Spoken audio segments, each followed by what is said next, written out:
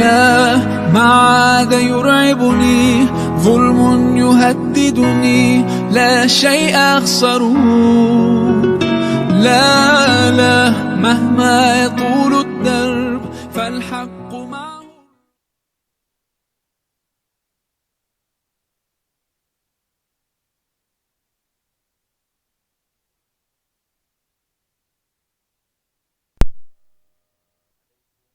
ورحمة الله وبركاته. الحمد لله رب العالمين وبه نستعين على أمور الدنيا والدين. الصلاة والسلام على أشرف الأنبياء والمرسلين نبينا محمد وعلى آله وأصحابه ومن اتبعهم بإحسان إلى يوم الدين. لقد قال الله تعالى في القرآن الكريم: أعوذ بالله من الشيطان الرجيم، بسم الله الرحمن الرحيم، إن الله وملائكته يصلون على النبي يا أيها الذين آمنوا صلوا عليه وسلموا تسليما. Yang sama-sama kita hormati pengurus takmir Masjid Al-Azhar Muhammadiyah beserta seluruh jajarannya, penasehat Takmir Masjid Al-Azhar Muhammadiyah yang sama-sama kita hormati, pemuda dan remaja Masjid Al-Azhar Muhammadiyah yang saya hormati, pimpinan cabang Muhammadiyah dan cabang Aisyah Lamongan beserta seluruh jajarannya, hadirin hadirat yang dimuliakan Allah SWT. Tema kita malam ini tema yang masih aktual karena ini bulan Rabiul Awal. Biasanya bulan Rabiul Awal itu disebut bulan Maulid gitu. Pokoknya dari awal bulan sampai akhir bulan itu namanya bulan Maulid. Apa benar seperti itu? Nah, itulah yang harus menjadi kajian kita. Karena Maulid itu sejatinya bisa bermacam-macam maknanya, tapi nanti apa pandangan Muhammadiyah tentang Maulid Nabi Muhammad SAW ini. Baik, saya akan mulai. Ada beberapa hal penting dalam mengkaji Maulid Nabi Muhammad SAW yang ini kemudian menjadi perbedaan pendapat ya. Dan perbedaan pendapat ini harus memang nggak bisa dipaksakan untuk disamakan. Dan karena itu kita yang terpenting adalah mengetahui kenapa alasannya seperti itu. Dan lalu kita semakin kuat untuk mengamalkan aspek-aspek prinsip dari Maulid Nabi Muhammad SAW menurut pandangan tarjih gitu. Yang pertama terkait dengan hari lahir Nabi Muhammad SAW, artinya tanggal, ini nanti ada perbedaannya. Kemudian ada perbedaan kata maulid dan milad, yang ini juga punya implikasi sikap gitu. Lalu hukum memperingati maulid Nabi Muhammad SAW itu seperti apa? Hukumnya boleh, apa haram, apa bagaimana? Kemudian maulid ini sebagai budaya atau ibadah gitu. Nah, kalau sebagai budaya seperti apa, sebagai ibadah seperti apa. Nah, apa bedanya sholawat dan sholawatan? Nah, ini kan kadang-kadang ada sholawat, ada sholawatan. Ini sesuatu yang berbeda juga. Mari kita bahas satu persatu. Nah, tanggal lahir Nabi Muhammad SAW ada dua versi. Yang ini kalau menurut sejarah ini jangan-jangan angkanya kebalik gitu ya. Yang pertama menyebut 12 Rabiul Awal, yang kedua menyebut 21 Rabiul Awal. Bulannya sama, tahunnya juga sama. Nah, tahunnya biasa kita sepakati sebagai tahun fil, tahun gajah. Nah, perbedaan ini terjadi karena masing-masing punya rumusannya. Tapi yang kemudian menjadi jumhur atau mayoritas pendapat tentang tanggal lahir Rasulullah Muhammad SAW adalah tanggal 12 Rabiul Awal. Maka di seluruh kalender umat Islam pada tanggal 12 Rabiul Awal dicatat sebagai tanggal kelahiran Nabi Muhammad SAW. Jarang-jarang yang tanggal 21 gitu. Bahkan mungkin kalau di Indonesia nggak ada tuh. Kalau ada itu misalnya, waduh, ini ngikutin madhab mana ini gitu. Ya, sebelah itu madhab ahli sejarah lah gitu. Ahli sejarah ada yang mengatakan 21, ada yang mengatakan 12. Sebelah itu ya. Ini penting untuk kemudian kita ketahui saja. Sehingga kemudian kalau ada orang mengatakan Rasulullah SAW lahir tanggal 21, ya udahlah mungkin ikut pendapat yang sana gitu. Nah, kita jumhur kemudian tetap berpegang kepada pendapat yang mengatakan Rasulullah SAW lahir pada tanggal 12 Rabiul Awal tahun gajah. Nah, Bapak Ibu sekalian, sekarang tentang maulid dan milad.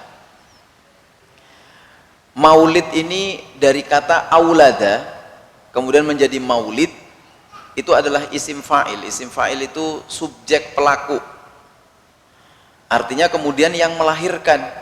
Jadi kalau maulid Nabi Muhammad SAW, apa tuh maksudnya tuh? Hari melahirkan, apa bagaimana?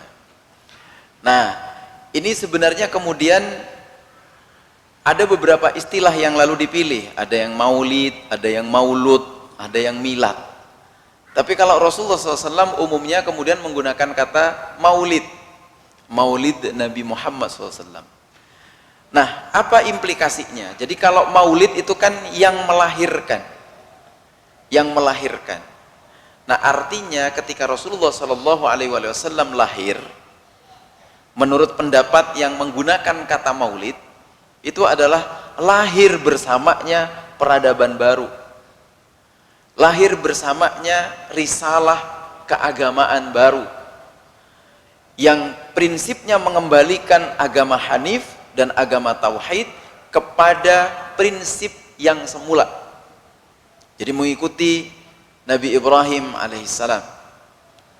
Dan memang uniknya adalah ini Rasulullah SAW kan lahir dari rahimnya suku Arab, bukan lagi suku Israel atau suku yang Yahudi gitu.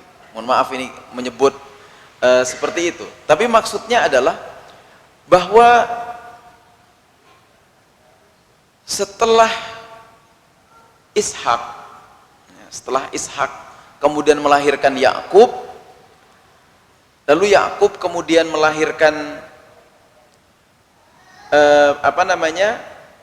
12. Di situ ada Nabi Yusuf, kemudian ada 11 saudaranya. Habis itu tidak lahir lagi apa? Tidak lahir lagi nabi-nabi. Justru Nabi nyamping tuh ke Ismail alaihissalam, kemudian melahirkan Rasulullah sallallahu alaihi wasallam. Nah, ini melahirkan, artinya melahirkan apa? Melahirkan kebudayaan baru, melahirkan risalah baru. Tapi melahirkan risalah baru itu bukan agama yang kemudian Tuhannya baru, bukan. Tapi mengembalikan kepada agama Hanif gitu. Makanya kemudian dipilih istilah maulid. Nah, kalau maulud, nah orang Jawa itu pakai maulud, makanya kemudian jadi muludan. Apa muludan tuh? Ya muludan. Kalau di Solo atau di Jogja, muludan itu malah ngirap apa? Ngirap Kiai Slamet. Dan Kiai apa lagi? Pokoknya banyak Kiai itu. Tapi Kiai gitu, bukan Kiai pakai K-I-A-I, tapi ini Kiai itu K-I-Y-H-I gitu. Kiai. Maka ada Kiai Slamet. Nah, Kiai Slamet itu adalah Kiai apa? Kebo itu ya. Kebo atau pusaka itu. Nah, itulah, itu muludan. Jadi seperti itu. Nah, maulud ini adalah isim maf'ul. Artinya objek. Jadi kalau maulud adalah yang dilahirkan. Boleh sih kemudian memang Rasulullah SAW dilahirkan dari rahim seorang ibu bernama Sayyidah Aminah radhiyallahu anha. Nah, kalau maulud, nah, meskipun itu boleh, tapi kemudian terjadi perdebatan begini. Ada pertanyaan, apakah ayahnya Rasulullah dan ibundanya Rasulullah itu kafir atau mukmin? Wah, itu perdebatan panjang. Perdebatan panjang, tetapi kemudian kebanyakan mufassir mengatakan Abdullah ibni Abdul Muttalib dan Aminah itu mukminani atau mukminun wa mukminatun.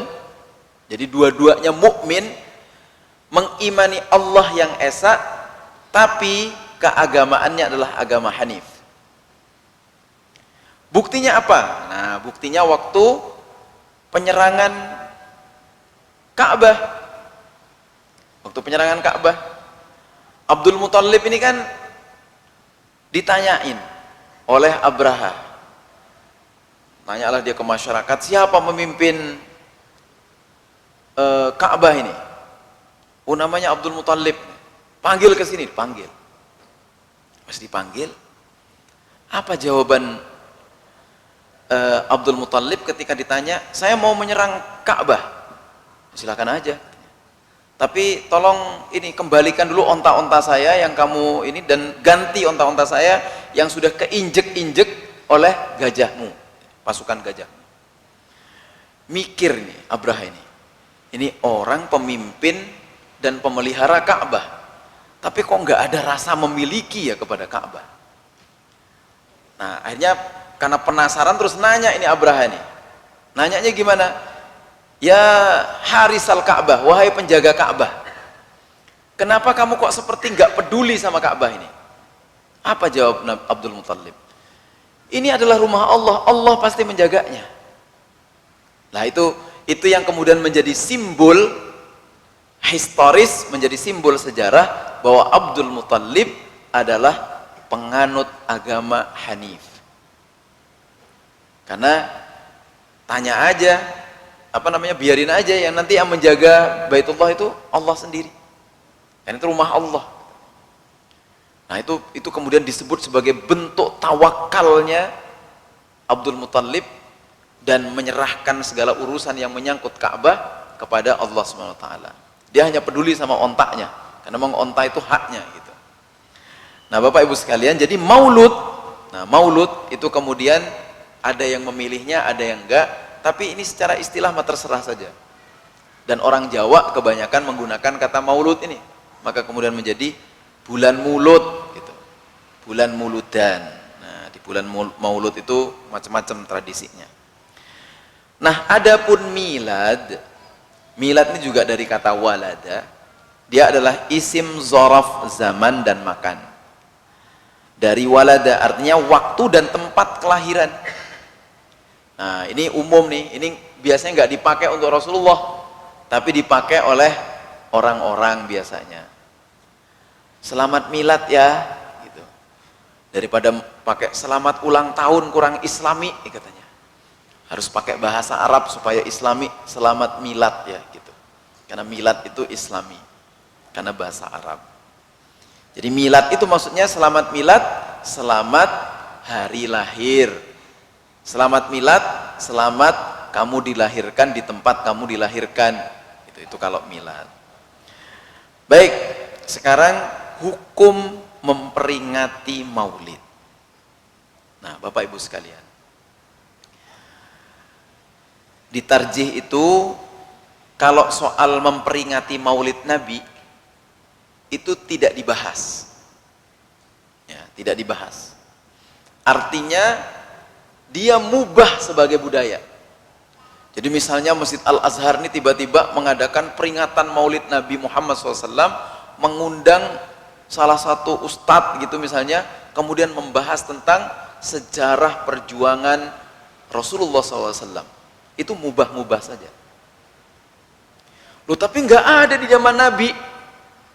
Ya nggak semuanya harus ada di zaman Nabi, karena memang di zaman Rasulullah SAW yang menyangkut budaya, Rasulullah mengatakan antum a'lamu bi umuri dunyakum, kamu lebih tahu urusan duniamu.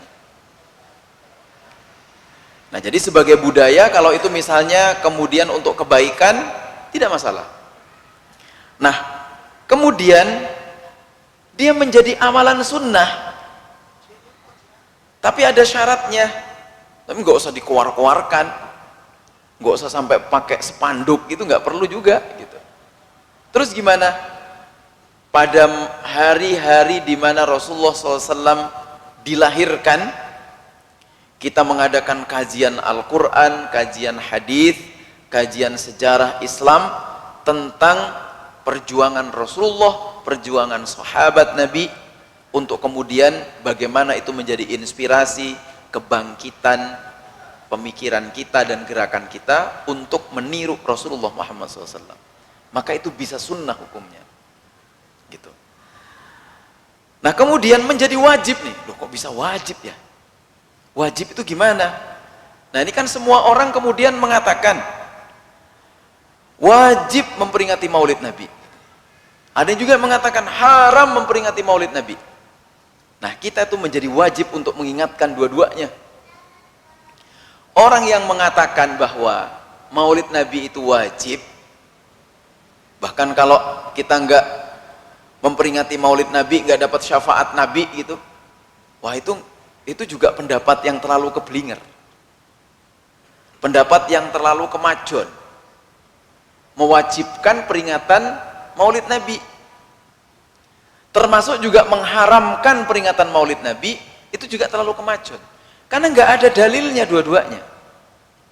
Yang ada adalah bagaimana kita kemudian dalam proses misalnya memperingati maulid Nabi itu sebagai refleksi kita untuk terus-menerus mengingatkan diri kita, mengacu, meniru, meneladani Rasulullah Muhammad SAW.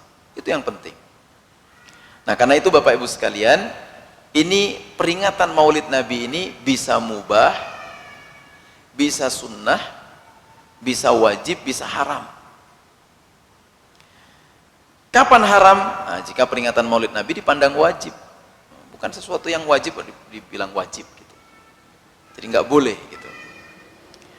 Nah kemudian berikutnya,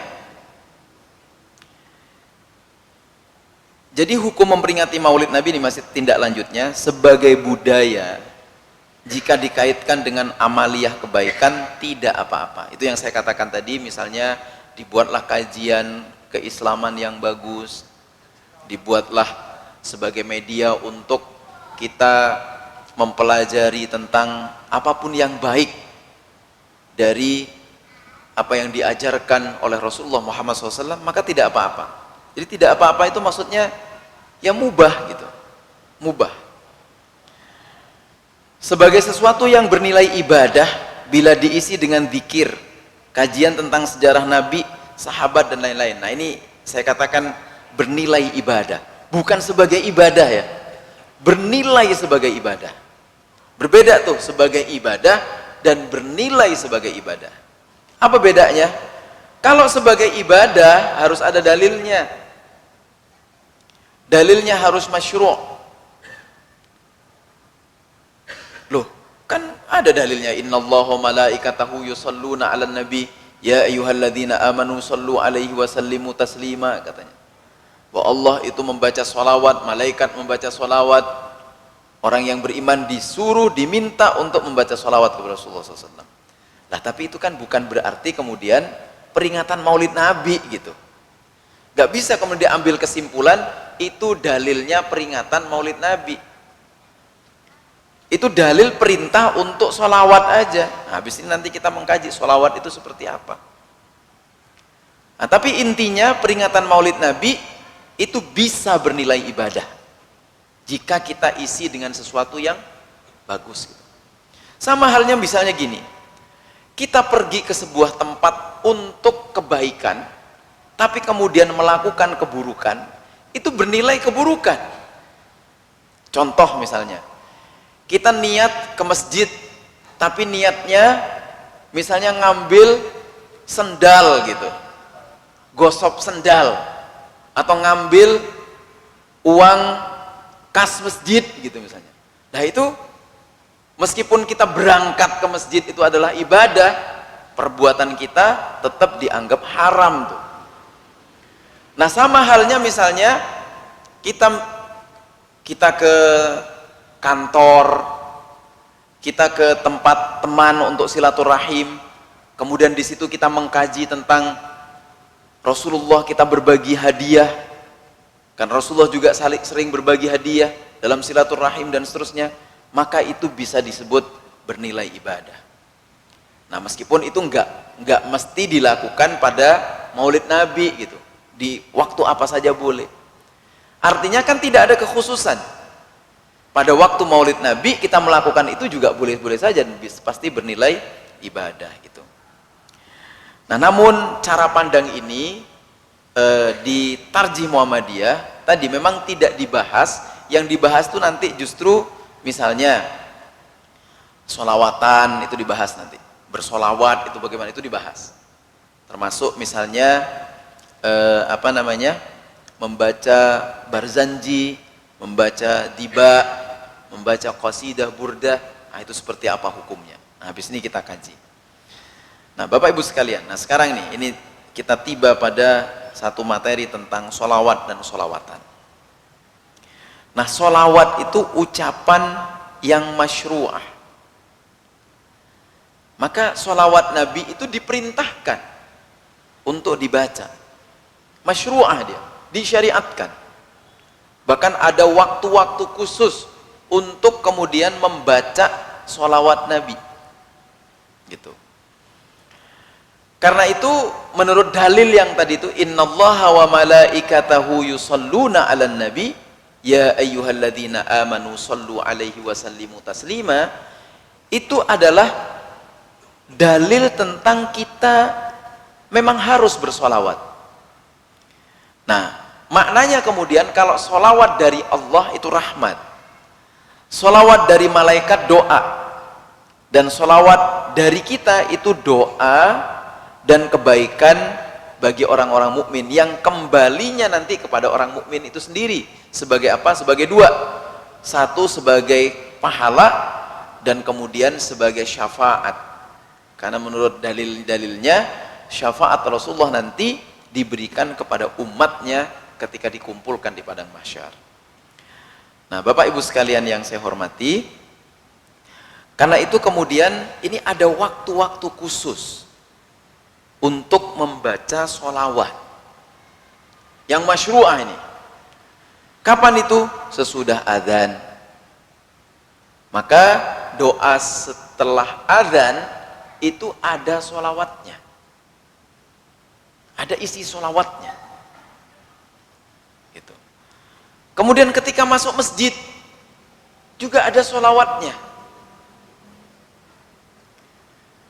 Dalam tasyahud baik yang awal ataupun yang akhir juga ada sholawatnya gitu. Sholat jenazah juga ada sholawatnya. Jadi kalau kita tuh di dalam sholat, baik sholat wajib, sholat sunnah, termasuk sholat jenazah, kemudian nggak baca sholawat, maka sholat kita nggak sah. Karena sholawat itu rukun sholat. Dia bukan sekedar syarat sholat, tapi rukun sholat. Dan karena rukun sholat, maka membaca sholawat itu wajib hukumnya. Dan kalau tidak kita baca dalam sholat, entah sholat wajib ataupun sholat sunnah, itu berimplikasi kepada ketidaksahan sholat kita. Kemudian, kapan lagi membacanya? Awal dan akhir doa. Nah, makanya sunnah tuh, sunnah kita ngapain? Membaca doa, membaca sholawat sebelum berdoa dan mengakhiri doa dengan sholawat. Kalau enggak gimana? Kita disebut su'ul adab, kita disebut tidak sopan gitu. Karena meminta sesuatu itu, kalau dalam doa ya, dalam doa itu kan sunnahnya pertama kita membaca istighfar, kemudian membaca hamdalah atau membaca sholawat dulu biasanya. Istighfar, kemudian sholawat, habis itu baru hamdalah, baru doa gitu. Ini kita diajari dalam Islam, kalau mau minta sesuatu itu ada basa-basinya dulu gitu. Ya meskipun Allah juga nggak bakalan ini banget gitu ya, wah ini nggak pakai ini, tapi itu tetap seperti orang yang nggak paham gitu. Jadi kalau ada orang berdoa tiba-tiba tanpa diawali istighfar dan sholawat sama hamdalah, itu sama dengan orang yang selonong boy, nyelonong gitu, tanpa basa-basi.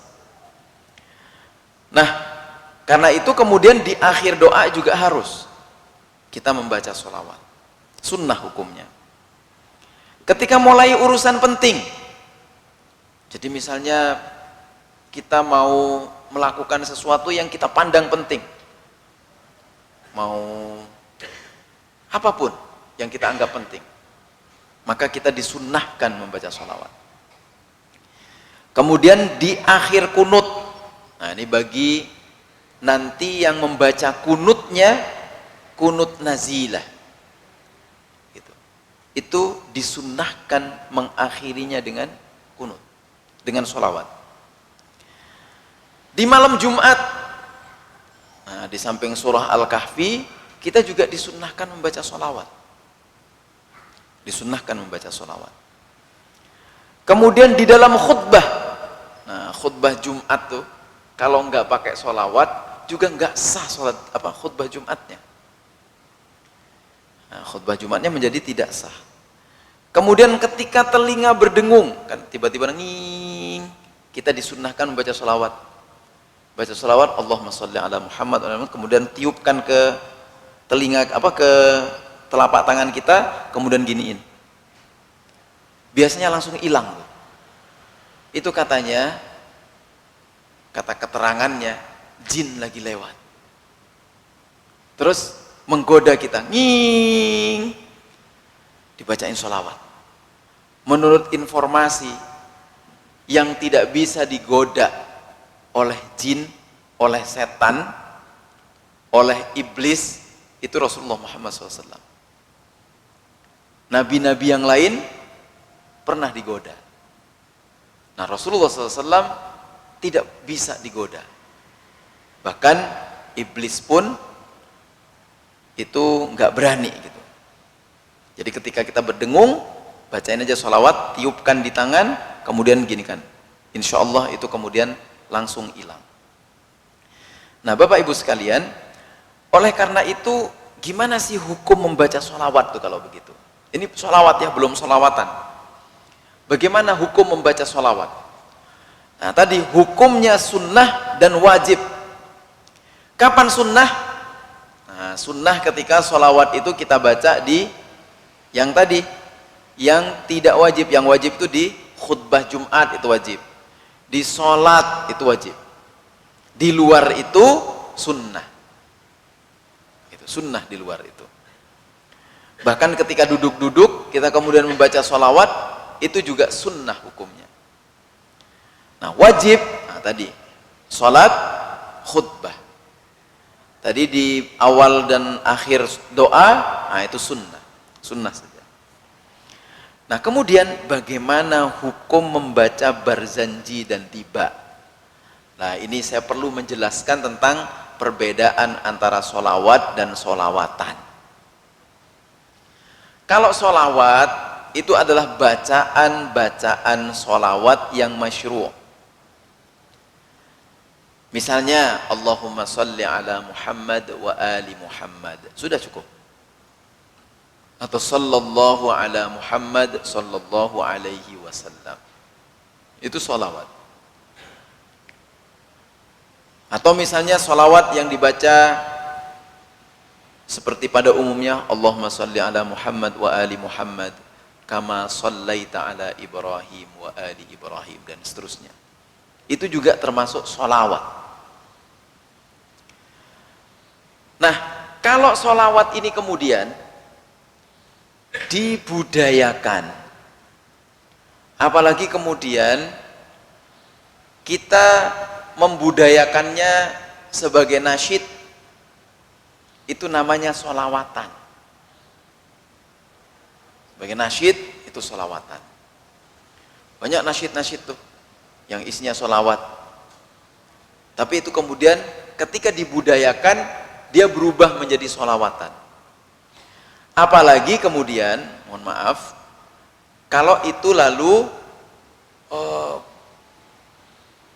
dijadikan gebiar gitu, itu berubah menjadi sholawatan sudah. Terus hukumnya sholawatan gimana? Hukumnya sebenarnya mubah-mubah saja sih, kalau itu sebagai budaya ya. Balik ke hukum awal tadi. Jadi mubah saja. Kalau sholawatan, jadi kita misalnya membaca sholawat kemudian jadi gebiar gitu, pakai musik misalnya, itu mubah-mubah saja. Loh kok sholawatan pakai musik? Nah ini kemudian menjadi perdebatan di kalangan ulama, apakah musik boleh apa enggak gitu. Apalagi terus di masjid gitu. Di masjid boleh nggak pakai musik? Nah itu jadi perdebatan. Bahkan sampai pernah itu menyanyikan lagu Indonesia Raya boleh nggak di masjid? Misalnya kita bikin acara resmi di masjid gitu. Terus menyanyikan lagu Indonesia Raya dan Mars Muhammadiyah gitu.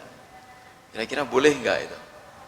Nah itu juga di tarjih itu ada dua perbedaan pendapat tuh. Ada yang boleh, ada yang enggak. Dalilnya sama-sama kuatnya. Gitu. Nah sekarang yang sholawat gimana? Nah, sholawat nih, sholawat kan tadi masyru'. Sholawat itu masyru'ah, sebagai doa masyru' dia. Kalau dibaca kemudian diiringi alat musik, itu gimana hukumnya? Gitu. Nah sekali lagi sebagai budaya itu mubah. Tapi ketika itu dipandang sebagai sesuatu yang bernilai ibadah atau bahkan berani kita sebut sebagai ibadah, di situ masalahnya.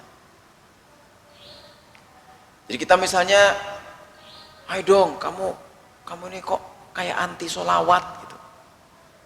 Padahal kita maksudnya nggak mau mengatakan ini sebagai ibadah gitu.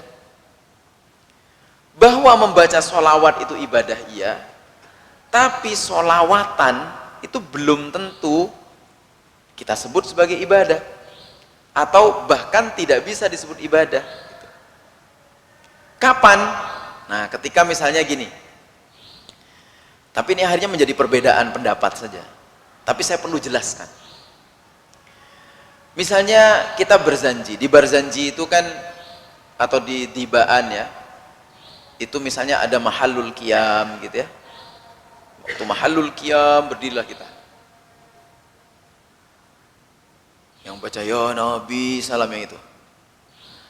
Itu kepercayaan yang kemudian membuat orang berdiri itu kan karena Rasulullah datang rohnya. Lah ini yang dipandang kemudian, loh ini dalilnya mana gitu.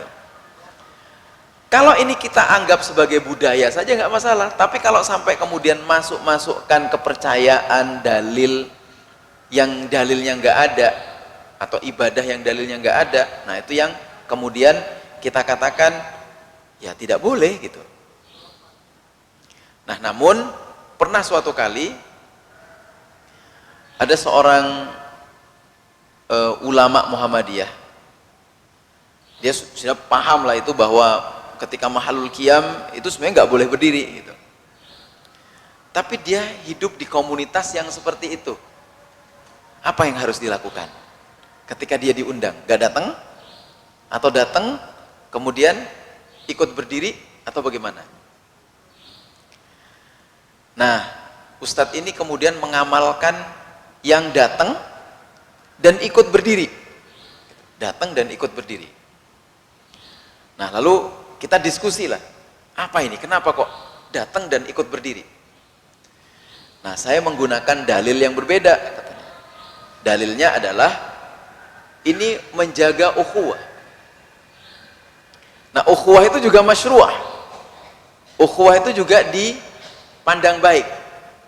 Maka sebenarnya ketika dia berdiri, tapi berdirinya bukan meyakini Rasulullah SAW hadir, nah itu nggak masalah. Gitu. Jadi kalau kita berdiri, tetapi berdirinya bukan untuk meyakini bahwa Rasulullah hadir sebagaimana keyakinan yang ada, nah itu nggak masalah. Apa alasannya? Ihtiraman, menghormati, walil ukhuwah, dan untuk ukhuwah. Tetapi memang harus ada tindak lanjutnya. Apa tindak lanjutnya? Kan Pak A.R. Fakhruddin sering memberikan contoh kepada kita. Waktu beliau di Palembang, beliau itu nggak diundang-undang ke acara masyarakat karena dianggap kalau di masyarakat MD itu ya Muhammadiyah gitu, Muhammadiyah nggak diundang. Tapi Pak A.R. Fakhruddin kan tetap nyapa ke kiainya itu, Assalamualaikum, nyapa terus. Akhirnya diundang.